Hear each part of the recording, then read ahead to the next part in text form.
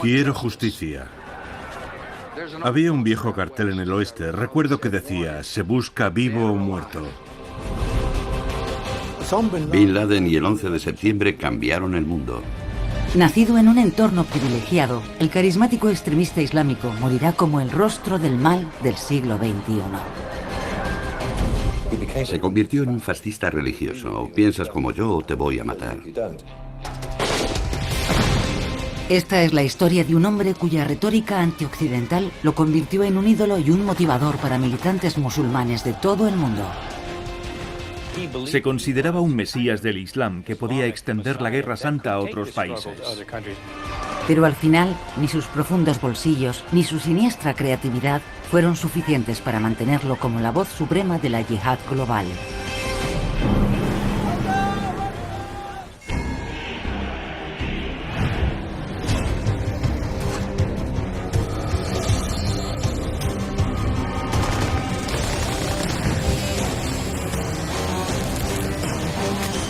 La evolución del mal. Capítulo 4. Bin Laden, un genio terrorista. 10 años. Ese es el tiempo que Estados Unidos lleva buscando al responsable del peor ataque terrorista de su historia. Y ahora, mientras un satélite espía a un hombre alto que se pasea por un jardín amurallado, la CIA cree que por fin lo tiene en el punto de mira. 1 de mayo de 2011. Abbottabad, Pakistán. Poco antes del amanecer, 2 helicópteros furtivos Black Hawk, repletos de fuerzas especiales, se aproximan al recinto amurallado en una misión aprobada personalmente por el presidente de los Estados Unidos. Un equipo de élite de Navy SEALs estadounidense irrumpe en la casa.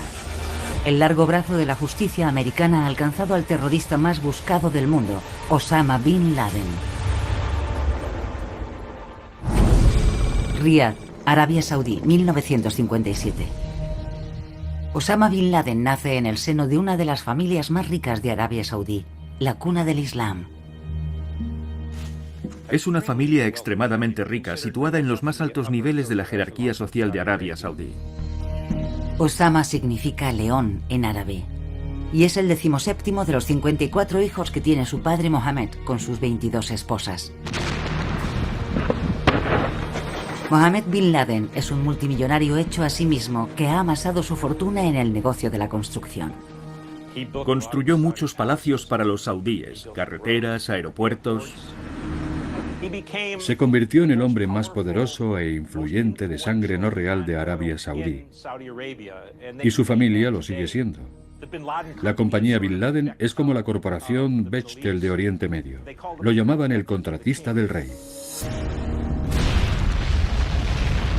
A lo largo de su infancia, Osama se interesa por el trabajo de su padre y aprende a colocar explosivos para voladuras en la construcción de carreteras. Conocimientos que algún día utilizará con efectos devastadores.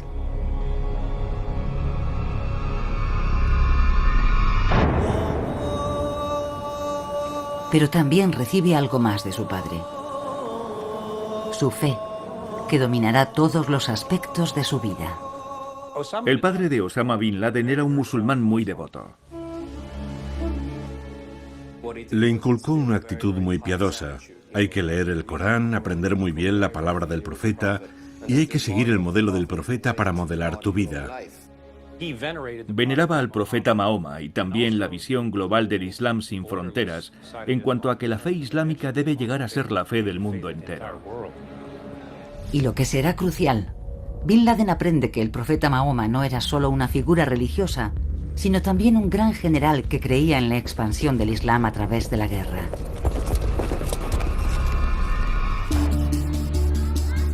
Pero en esta fase todavía es como cualquier otro joven, como decía su madre. Jugaba al fútbol, iba a picnics, montaba a caballo y salía con sus amigos. Nunca me dio motivo de preocupación durante su adolescencia. Se le describe como muy inteligente, muy generoso, muy amable. Era muy apreciado en todos los aspectos por la gente que le conocía en Arabia Saudí cuando era joven.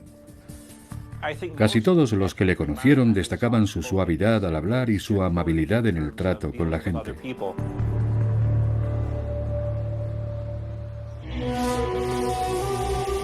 En 1968, la tragedia golpea al niño de 10 años al morir su padre en un accidente de aviación. Pero Bin Laden hereda cerca de 80 millones de dólares, que se mantienen en un fideicomiso hasta que cumple los 21 años.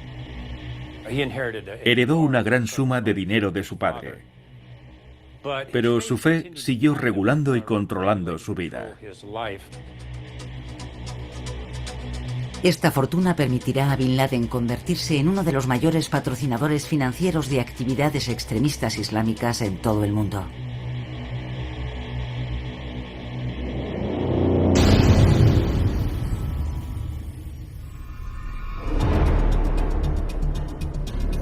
En 1978, con 20 años, se matricula como estudiante en la Universidad Rey Abdulaziz en Jeddah.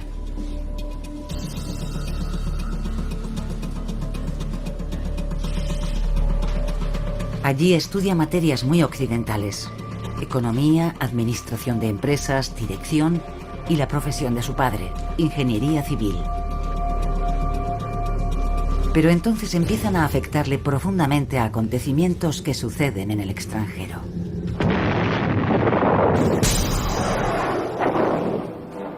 La época universitaria de Bin Laden coincide con un tiempo en el que el mundo musulmán sufre el impacto de la derrota frente a los israelíes en la guerra del 67. Bin Laden definió a su generación como la generación de la derrota. Y en ese momento es cuando empieza a buscar respuestas. ¿Cómo podemos defender los musulmanes lo que es nuestro? Entonces se tropieza con las obras de un profesor radical palestino, Abdullah Azzam. Azzam era uno de los principales jefes de los hermanos musulmanes y se convirtió en el mentor de Bin Laden. Refugiado de la lucha palestina contra Israel, Azzam cree que la religión y la política están completamente unidas. Azzam estaba obsesionado con conseguir la eliminación del Estado de Israel a través de la yihad. Para Azzam, la mayoría de los palestinos son musulmanes y atacar a un musulmán es atacarlos a todos. Su lema es brutalmente radical: solo el rifle.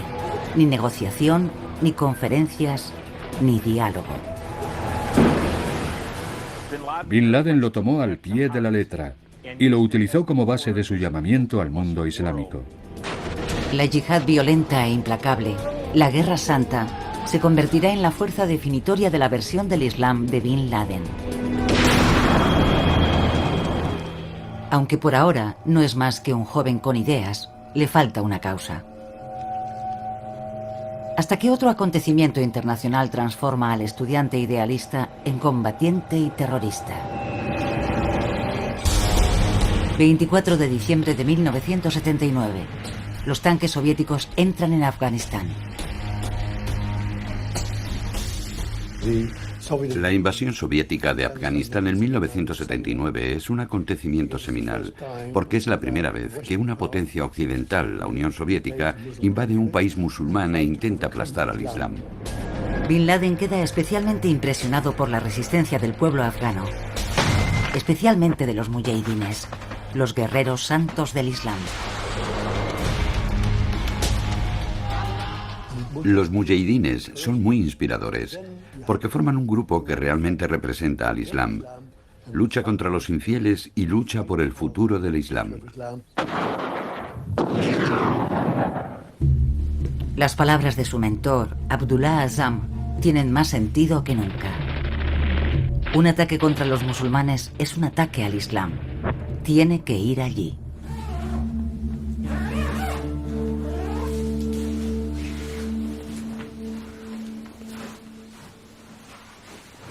Diciembre de 1979, Peshawar, Pakistán. Con 23 años, el joven Osama Bin Laden llega a Peshawar, a 50 kilómetros de la frontera afgana.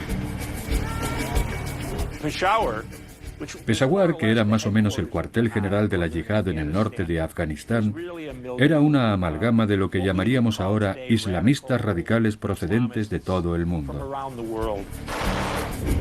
Allí encuentra una ciudad repleta de mujahidines llegados de diferentes países para combatir en la Guerra Santa contra los rusos.